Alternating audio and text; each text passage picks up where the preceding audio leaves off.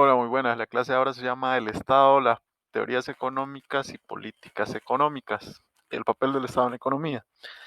Entonces vamos a recordar que cuando hay externalidades, es decir, que los mercados fallan a favor o en contra de toda la sociedad, entonces surge la necesidad de que el Estado, como la autoridad dentro de un territorio que agrupa una población, intervenga de una forma mucho más decidida en la economía. ¿Por qué, verdad? Porque las externalidades es cuando el costo social es mayor al costo privado, las negativas, y cuando el beneficio social es mayor al beneficio privado, las positivas. Entonces va a intervenir de dos maneras. Él va a financiar las externalidades positivas porque el beneficio social es mayor al beneficio privado y aunque haya empresa privada ofertando los mismos servicios, el Estado va a brindarlos también, como el caso de la educación y la salud, o va a financiar de forma intencionada aquellas externalidades positivas. Por ejemplo, hay muchas instituciones de educación superior que son privadas y reciben fondos de los gobiernos para determinados proyectos de investigación, porque la investigación o los productos de esas investigaciones van a ser de beneficio para toda la sociedad. Entonces el Estado está financiando esas cosas y también está financiando otras cosas como la, la alimentación escolar, los útiles y el calzado, o la idea que se había planteado de entregar computadoras a toda la población de estudiantes, cosas que ya se han hecho en otros países porque benefician a todos, ¿verdad? O poner Wi-Fi accesible en ciertas o bibliotecas con internet gratis y todo eso, que son muy beneficiosos para todos. Y en cambio hay también algunas actividades o procesos productivos que generan costo social mucho mayor al costo privado. Por ejemplo, el consumo de las bebidas alcohólicas y el tabaco. Y entonces, como no se puede prohibir la producción o no se puede regular la producción, se puede regular el consumo tratando de disminuirlo, aumentando impuestos o poniéndole impuestos, que a su vez esos impuestos van a ser usados para bienes y servicios que tratan los costos sociales generados por el consumo o la producción de estos productos. Por ejemplo, las contribuciones especiales que tienen impuestos a las bebidas carbonatadas, energizantes, alcohol y tabaco, ¿verdad? Y que parte de ese dinero se ocupa para la red de salud pública. Entonces, el Estado está garantizando o tratando de solventar las fallas de mercado y esa es la primera o la noción más básica de intervención del Estado en la economía o del papel del Estado en la economía, porque también el Estado tiene otras funciones que son la administración financiera del país. El Estado es como cualquier institución, ¿verdad? Que va a tener ingresos y va a tener gastos, a diferencia que el Estado no está buscando únicamente tener ingresos, sino una forma de cómo redistribuir esos ingresos. Después de un ciclo económico o después de un mes, por ejemplo, las empresas tienen ganancias, los trabajadores tienen salarios, los trabajadores por cuenta propia tienen ingresos y el Estado les quita parte de esos ingresos, ¿verdad?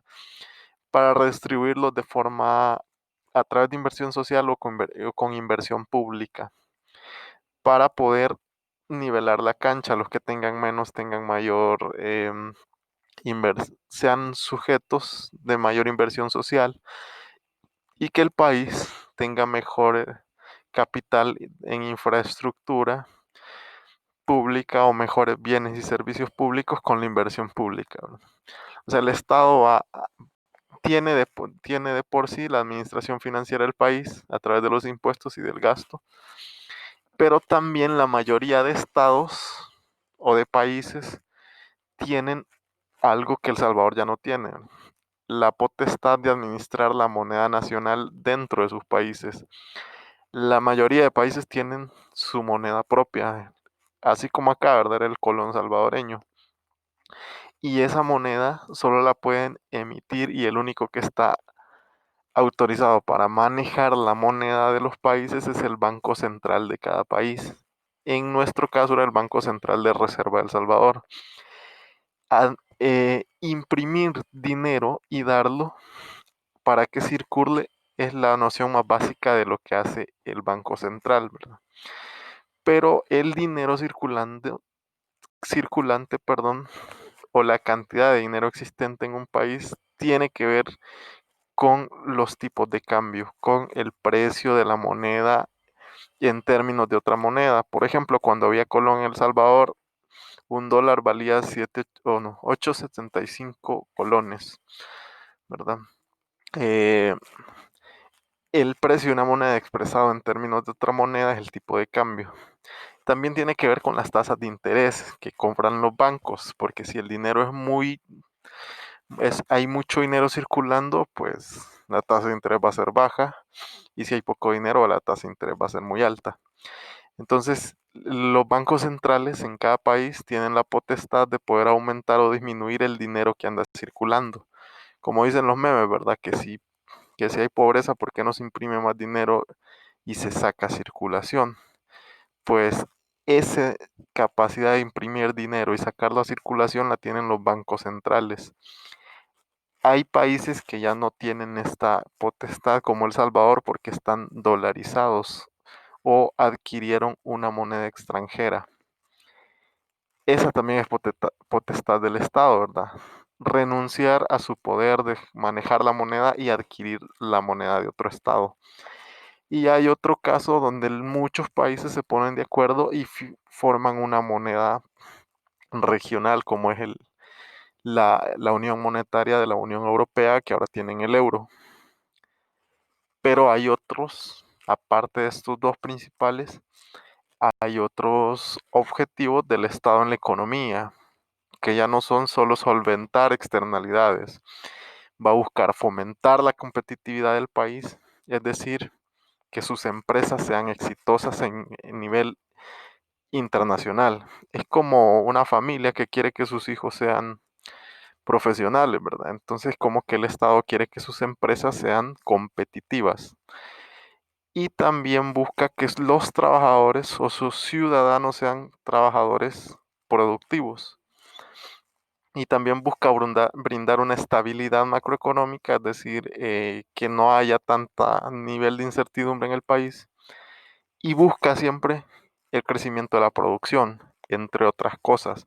Entonces el papel del Estado ya no solo es solventar externalidades positivas o negativas por ley, o sea, por naturaleza, va a administrar las finanzas del país y va a administrar la moneda nacional. Y en el caso de El Salvador, que no puede administrar la moneda nacional, sí puede administrar la dolarización, ¿verdad? Básicamente es a lo que se quedó.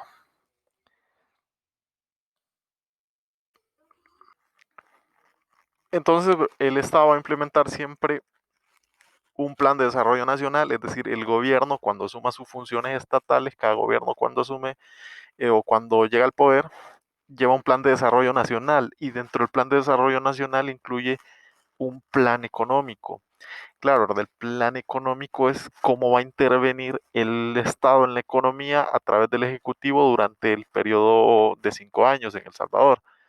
Eh, esa planificación económica que el Estado lleva hacia la economía salvadoreña puede hacerse, o hacia la economía de los países, puede hacerse de tres formas. O sea, hay una forma indicativa donde el Estado va a tratar de dar incentivos para que la economía cambie hacia donde él propone llevarla, pero mediante políticas económicas. Es decir, va a tratar de persuadir al sistema económico de que avance hacia donde él propone que avance a través de políticas económicas. Entonces el plan es una serie de políticas orientadas hacia determinado horizonte. En cambio hay una planificación que se llama imperativa, donde ya no hay incentivos, sino que es imponer hacia dónde va a ir la economía. En este tipo de planificación importa más las metas que se pongan, ¿verdad? Queremos lograr esto y vamos a hacer esto y esto es por ley. Es decir, no es un incentivo al cambio, son acciones que se van a ejecutar por ley mediante el poder de Estado. O sea, la planificación total. Si queremos que la economía avance en esto, lo que no queremos producir se va a cerrar, lo que sí queremos producir se va a abrir y así. Y hay otro que se llama cogestión. Esto casi no existe, ¿verdad? Pero es un ideal de planificación donde los empleados y los patronos tengan que conversar y tengan voz y voto en la gerenciación o en la administración de las empresas, donde hay sindicatos que tienen poder incluso para poder decidir sobre este, el de las acciones o las planificaciones dentro de las empresas. Eso no existe, ¿verdad? Porque en El Salvador casi que ni hay sindicatos. Lo imperativo tampoco es algo que se implemente en las democracias occidentales. Entonces lo que más sucede en El Salvador, así como en el mundo, son las planificaciones indicativas, donde el plan económico incluye políticas económicas para implementar durante un periodo determinado y así lograr cambios en la economía. ¿Qué son las políticas económicas? Entonces las políticas económicas, aparte de que son planes, proyectos, leyes que vienen desde el Estado, son esas medidas que toman las autoridades estatales, o sea, viene desde el Estado, pero usando recursos públicos, usando los impuestos, y que mediante instrumentos o variables económicas buscan un objetivo específico dentro de la economía. Es decir, usan variables económicas o tienen objetivos específicos económicos, valga la redundancia, porque van a querer orientar el desarrollo de la economía de un país hacia la planificación que ellos habían propuesto. Y se pueden identificar de entrada dos grandes políticas económicas, como son la política fiscal y la política monetaria. Esto es muy relacionado a lo que ya comentamos al inicio de que el Estado por naturaleza tiene que administrar sus finanzas y tiene el poder de administrar su moneda.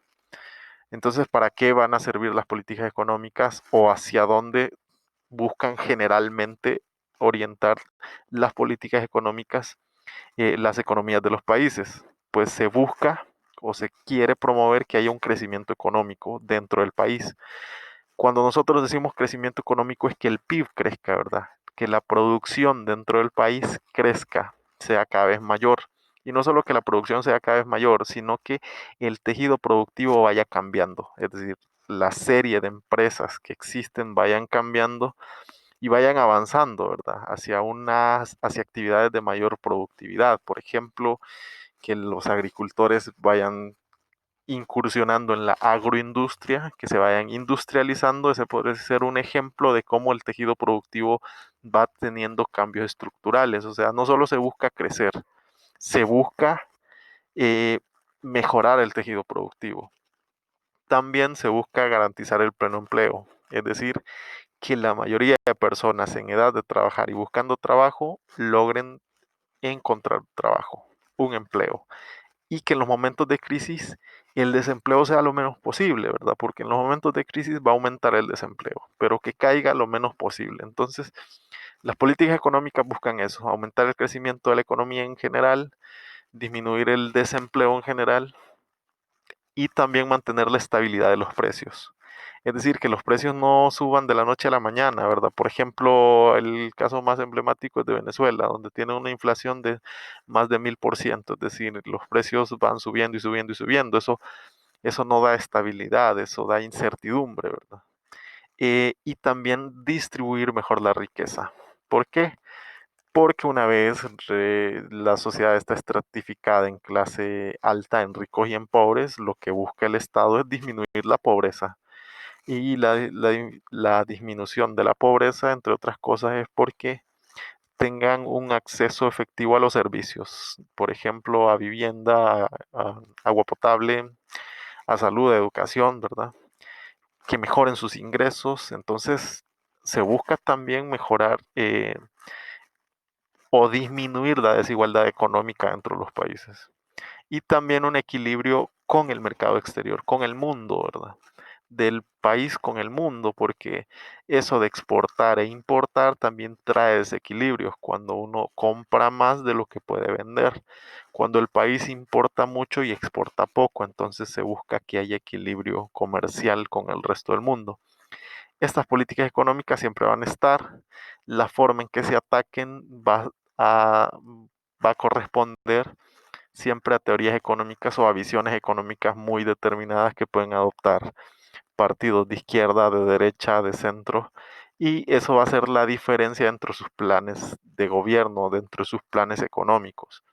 El Estado va a ejecutar las políticas económicas mediante sus instituciones o mediante la, la red de instituciones que ya tiene. Por ejemplo, ¿verdad? El Ministerio de Economía en El Salvador dirige las políticas comerciales y de inversión. Es decir, el Ministerio de Economía es el que va a estar negociando tratados de libre comercio, tratados de inversión, va a estar monitoreando la inversión extranjera, las relaciones comerciales con otros países. Eh, También va a tratar de fomentar las políticas de fomento productivo, las políticas energéticas y de innovación empresarial o tecnológica, entre otras, ¿verdad? Dentro de las políticas que va a ejecutar eh, el Ministerio de Economía están estas, no solo comerciales y de inversión, sino fomento productivo de las empresas en el país, el aseguramiento energético, como por ejemplo la importación de hidrocarburos y la innovación tecnológica de las pequeñas empresas, ¿verdad? También va a estar el Ministerio de Hacienda, como ya lo vimos, a cargo de la política fiscal, de los tributos, del gasto público, de la política presupuestaria y tratando de manejar el déficit fiscal, o sea, el nivel de endeudamiento con el que va a estar funcionando el Estado. También va a estar el Banco Central de Reserva del Salvador. El Banco Central de Reserva del Salvador va a ser el encargado de la política monetaria. Como en El Salvador no puede emitir colones, no puede emitir moneda nacional, lo que va a estar supervisando es el dinero que está circulando.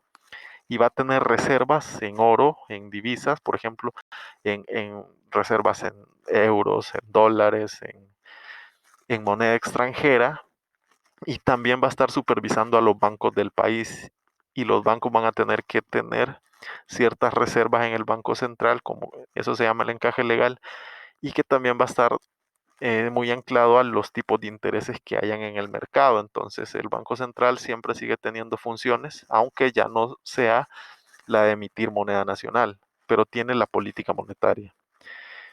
Luego vamos a tener el Ministerio de Trabajo, que es el encargado de la política de empleo, de la regulación de los sindicatos, de la aprobación, la formación de sindicatos tiene que pasar por el Ministerio de Trabajo, y de las políticas salariales del sector privado. Esto es muy importante, ¿verdad? Porque no solo va a estar viendo las políticas de empleo, cómo generar más empleo o incentivar que se contraten más personas, también va a estar muy inmerso en el Consejo de Salarios Mínimos, donde es la política salarial del sector privado, donde se determina si hay aumento o no, o en cuánto va a ser el aumento del salario mínimo. Y también tiene que ver mucho con las pensiones, ¿verdad? Los salarios están muy relacionados con las pensiones. Y luego hay otro tipo de instituciones como la Comisión de la Micro y Pequeña Empresa en El Salvador, la CONAMIPE, que va a estar a cargo de la política de emprendimientos para los pequeños productores o para los informales. Y también va a estar la Superintendencia de Competencia, que va a estar a cargo de la política de competencia. Y también hay la Defensoría del Consumidor, ¿verdad? Que va a defender los intereses del consumidor frente a las empresas y que va a y la Superintendencia de Competencia a través de su política de competencia va a garantizar el libre mercado, es decir, entonces el Estado va a tener, y estas no son todas, faltan muchos, una serie de instituciones o de ministerios que van a estar a cargo de políticas económicas específicas, ¿verdad? Ahora, ¿cuáles van a ser los instrumentos de las políticas económicas que generalmente o tradicionalmente o los más básicos que se utilizan cuando se habla de políticas económicas? Se utiliza la tasa de interés. Y esto se relaciona con el ahorro y con la inversión. El Banco Central de Reserva de El Salvador puede influenciar la tasa de interés, que suba o que baje. Si la tasa de interés es baja, nadie va a tener incentivos para ahorrar y muchos van a tener incentivos para invertir porque van a pedir créditos a tasas bajas. Si la tasa de interés sube, va a haber personas incentivadas en ahorrar, pero personas disuadidas de invertir porque la tasa de interés es muy alta, ¿verdad? Por ejemplo, ahora en el plan de reactivación económica se plantea que dar créditos a tasas de intereses bajas para los micro, pequeños productores o para la pequeña empresa, ¿verdad? Entonces es un instrumento de política económica. Otro instrumento de política económica que tienen los estados que tienen moneda nacional es el tipo de cambio. El precio de la moneda nacional en términos de otra moneda, de una moneda extranjera a la cual se le llama divisa. Entonces, ¿de qué sirve, verdad? Cuando el tipo de cambio es bajo, por ejemplo, supongamos, en El Salvador, cuando había colones, un dólar valía 8.75 colones. Si queremos hacer que la moneda sea más barata, la depreciamos y digamos, puede que un dólar entonces en un momento siguiente valga 10 colones y luego valga 15 colones por un dólar. Entonces la moneda nacional va perdiendo valor frente a la moneda extranjera y eso ayuda a fomentar las exportaciones. Por ejemplo, ¿verdad? Alguien me contaba, yo voy a Nicaragua porque es más barato, es decir, porque la moneda de Nicaragua está más devaluada respecto al dólar, entonces uno puede ir allá y gastar bastante y consumir mucho con poco dinero. Entonces, eso tiene que ver en la economía, con turismo, con exportaciones, el tipo de cambio. El nivel de precios de una economía, ¿verdad? El nivel de inflación o la subida generalizada de los precios. Básicamente acá es que cuando la inflación es tan alta que incluso la moneda pierde valor, se saca nueva moneda, como pasó en Bolivia, perdón, en Venezuela, del que luego se creó el bolívar fuerte y ahora se creó el bolívar soberano, es decir, ya van como dos monedas nuevas que se van imprimiendo, dos patrones monetarios que se van imprimiendo, es decir, se busca que los precios no crezcan tanto, ¿verdad? Que de la noche a la mañana no estén subiendo y subiendo ni bajando de precios, sino que haya certidumbre, porque entonces uno puede planificar bien con precios estables. Eh, Luego están los tipos de impuestos para las actividades económicas, para el comercio, ¿verdad? Ya vieron ustedes cuántos impuestos en teoría hay, ¿verdad? Hay muchos impuestos, hay muchos que no lograron encontrarlos todos, pero hay impuestos al consumo, al ingreso, al valor, a la cantidad, y para muchos precios, y hay muchos productos que tienen incluso más de un impuesto, ¿verdad? Como los hidrocarburos. Entonces los impuestos van a ser los ingresos del Estado, eh, y también van a castigar, por ejemplo, ¿verdad? Las externalidades negativas y el gasto. Si quieren hacerse más infraestructura o darse servicios públicos, hacer más inversión, que tenga mayor porcentaje en el gasto también es un instrumento política. Y las transferencias de recursos a las empresas y a las familias. Aquí hay subsidios a las familias, hay incentivos fiscales a las empresas. Por ejemplo, los exportadores dentro del plan de reactivación económica después del COVID está la devolución de 100 millones de dólares de IVA a las empresas que exporten. Y también hay transferencias como los 300 dólares que se le dieron a muchas familias, ¿verdad? O las canastas, o la alimentación en las escuelas, o el uniforme, los útiles, son transferencias, ¿verdad? Entonces, estas son políticas fiscales, instrumentos de política fiscal, estos son instrumentos de política monetaria. Y El Salvador puede utilizar los que pueda, es menos imprimir moneda, ¿verdad? Entonces, no puede utilizar a plena capacidad la política monetaria. Muy, muy poco puede hacer. Lo más que puede hacer es política fiscal. ¿Por qué, verdad? Porque lo del dólar depende de Estados Unidos, depende de la Reserva Federal, no depende de El Salvador. Y luego vamos a llegar a las teorías económicas, que utilizando estas variables y a través de estas instituciones van a plantear la lógica subyacente o la teoría que sostiene ciertas políticas económicas. Por un lado vamos a tener la teoría keynesiana, y la teoría keynesiana va a decir que son políticas económicas que permiten fomentar el crecimiento y la producción cuando hay crisis. Es decir, cuando hay crisis, ¿verdad? Las políticas económicas pueden lograr que haya crecimiento. ¿Cómo? Mediante políticas expansivas, es decir, de aumentar.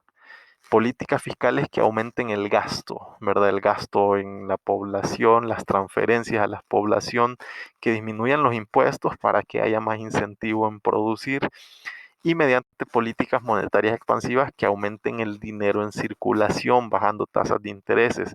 ¿Por qué? ¿Qué es lo que busca la teoría keynesiana? Que se incentive el consumo. Si hay más dinero circulando, las personas van a poder comprar más. Si hay tasas de interés bajas, van a poder pedir mayor inversión. Si tienen que pagar menos impuestos, van a tener más incentivo para generar más ganancias. Si hay más transferencias, igual va a tener más dinero la población para comprar. Y cuando la población compra, es decir, demanda, entonces hay incentivos para producir más y la economía se reactiva. Esa es la teoría keynesiana. Eso es lo que está pasando ahora con el plan de reactivación económica en todos los países. Son teorías keynesianas. Lo que están planteando es aumentar el gasto, dar dinero. Por ejemplo, ¿verdad? El plan de reactivación económica implica dar dinero a las empresas para que paguen planilla, dar créditos a, muy, a tasas de interés muy bajas. O sea, es teoría keynesiana. Pero también hay una teoría que se llama teoría neoliberal, donde dice que las políticas económicas lo que deben fomentar es la estabilidad para que los mercados funcionen. O sea, que el mercado funcione por sí solo, donde solo se debe buscar estabilidad, donde las políticas no deben ser expansivas, sino de ajuste, de disciplina fiscal, ya no expansiva, ¿verdad? ¿Y qué significa disciplina fiscal? Que los estados no gasten lo que no tienen, que si el estado tiene que buscar deuda para dar dinero a la población, mejor que no lo haga. ¿Por qué? Porque la deuda es una trampa, la deuda genera incertidumbre, genera desconfianza y habrá que pagarla de algún modo, ¿verdad? Y mediante discreción monetaria, que no haya aumento de precios, que no haya inflación, que no haya tanto dinero circulando, porque cuando hay más dinero, lo que genera es un aumento de precios y los aumentos de precios son inflación.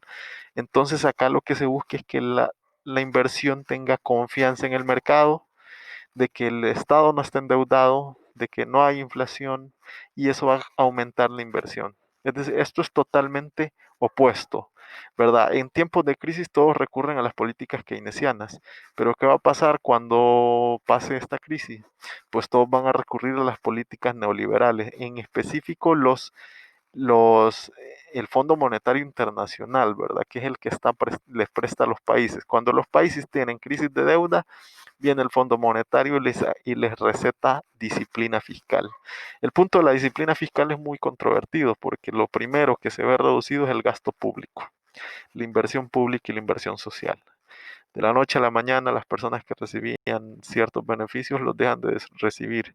Y el ajuste fiscal también implica aumentar impuestos. O sea, antes de la crisis ya había, por ejemplo, en Ecuador y en Argentina ya habían protestas por los ajustes fiscales del Fondo Monetario obligando a los países a realizarlo, ¿verdad? Porque cuando uno presta mucho dinero, luego tiene que verse sometido a las condiciones que le ponen quienes le prestan. Y eso sin duda va a pasar eventualmente en la mayoría de países. Ya pasó en los 90 y se le llamó la crisis de la deuda y muchos países lo tuvieron muy, muy mal. Entonces, básicamente estas dos teorías van a estar entrelazándose porque los gobernantes no son totalmente keynesianos ni totalmente neoliberales. Lo primordial generalmente ha sido lo neoliberal en estos últimos años, pero en los momentos de crisis todos se vuelven keynesianos. Eh, Esto es todo en el curso. Esta clase la pueden ver en este libro de política económica. Espero que haya sido muy, muy bien asimilado y hasta pronto.